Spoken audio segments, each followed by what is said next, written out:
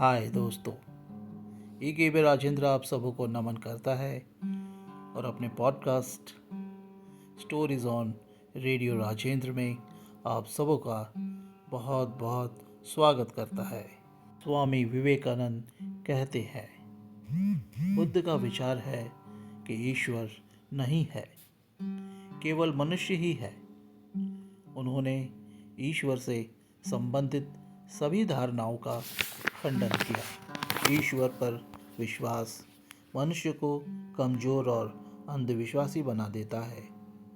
ईश्वर उनके पास आता है जो कठिन परिश्रम करते हैं। ये धारणाएं और विश्वास हमें दुख पहुंचाती हैं। हम ईश्वर पर निर्भर रहेंगे तो हम दुखी रहेंगे, क्योंकि हर परावलंबी व्यक्ति दुखी होता है। बुद्ध ने देखा कि मनुष्य ईश्वर से तो प्रेम करता है, लेकिन अपने भाई बंधुओं से नफरत। जो मनुष्य ईश्वर के नाम पर अपने प्राण दे सकता है, वह पलटकर ईश्वर के नाम पर ही अपने ही बंधु मानव की हत्या कर सकता है। बुद्ध के समय संसार की यही दशा थी। लोग ईश्वर के लिए अपने पुत्र की बलि दे देते, ईश्वर की महिमा के नाम पर दूसरे राष्ट्रों को लूट लेते, ईश्वर की महिमा के नाम पर दूसरे प्राणियों का वध कर देते, धरती को खून से सींच देते, और सब ईश्वर की भक्ति के नाम पर।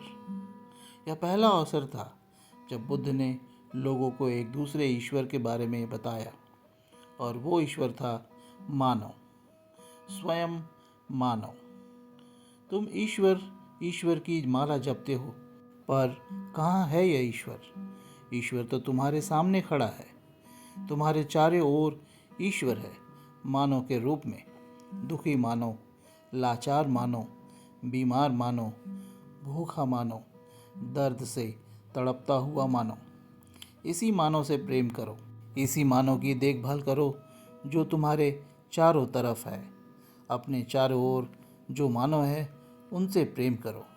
यही ईश्वर है। मानव के प्रति प्रेम की यह पहली लहर थी, मिलावटों से रहित सत्य ज्ञान की पहली लहर। यह उत्कृष्ट प्रेम की लहर इतनी पवित्र थी कि शीघ्र ही यह लहर कई देशों में फैलकर उन्हें प्रेम के सागर में डुबा डाला। बुद्ध ने निम्नतर प्राणियों के प्रति दया की शिक्षा दी, और तब से भारत में एक भी संप्रदाय ऐसा नहीं हुआ जिसने समस्त प्राणियों, पशुओं तक के प्रति प्रेम की शिक्षा न दी हो। इतनी दया, इतनी करुणा, इतना प्रेम, ये ऐसे गुण हैं जो किसी भी सिद्धांत की अपेक्षा अधिक महान है। ये महान विचार जिसमें दया, प्रेम और करुणा का संगम है, हमें बौद्ध धर्म से उपहार स्वरूप मिला है। बौद्ध के जीवन में एक विशेष आकर्षण है। विवेकानंद कहते हैं कि मैं जीवन भर गौतम बुद्ध का परम अनुरागी रहा हूँ। अन्य किसी की अपेक्षा मैं उनके प्रति अपार श्रद्धा रखता हूँ। उनका अदम्य साहस, निर्भीकता और लोगों के प्रति, समस्त जीवों के प्रति अपार प्रेम अतुलनीय है। उनका जन्म ही मानव कल्याण के लिए हुआ। उन्होंने अपनी चिंता बिल्कुल भी नहीं की।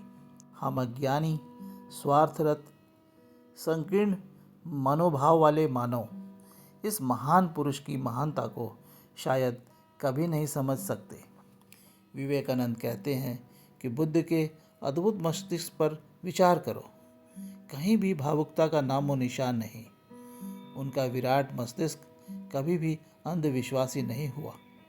बुद्ध कहते थे कि विश्वास इसलिए न करने लगो कि एक प्राचीन किताब में लिखा है, या इसलिए कि तुम्हारे पूर्वज करते आए हैं, या फिर इसलिए कि तुम्हारे अपने मित्र या बंधु यही चाहते हैं, बल्कि तुम स्वयं ही सोचो, अपने ही सत्य की खोज करो और स्वयं ही उसकी अनुभूति प्राप्त करो। यदि वह तुम्हें सबके लिए कल्याणकारी लगे तो उसे जनता को प्रदान करो। जरा विचार करो, ईसा के जन्म से 600 वर्ष पूर्व बुद्ध के जीवन काल में भारतवासियों को कितनी दुर्लभ, बहुमूल्य और अद्भुत शिक्षा मिली होगी। जनमानस को निश्चित ही बड़ी शांति का सुख प्राप्त हुआ होगा। विशाल जनसमूह ने बुद्ध का अनुगमन किया। राजाओं ने अपने सिंहासन त्यागे और बुद्ध के पीछे चल दिए। सरल भाषा, क्रांतिकारी सोच और सत्य से ओतप्रोत बुद्ध के विचार इतने प्रभावशाली थे कि लोगों ने बड़े प्रेम से उन्हें गले लगाया और उनके अनुयायी बन गए। निश्चित ही बुद्ध कोई साधारण मानव नहीं बल्कि अवतार थे। दोस्तों, मुझे उम्मीद है कि विवेकानंद के विचार बुद्ध के संबंध में आपको ज़रूर अच्छा लगा होगा, और अगर अच्छा लगे तो आप उसे ज़रूर शेयर और सब्सक्राइब भी कीजिए, लाइक भी कीजिए।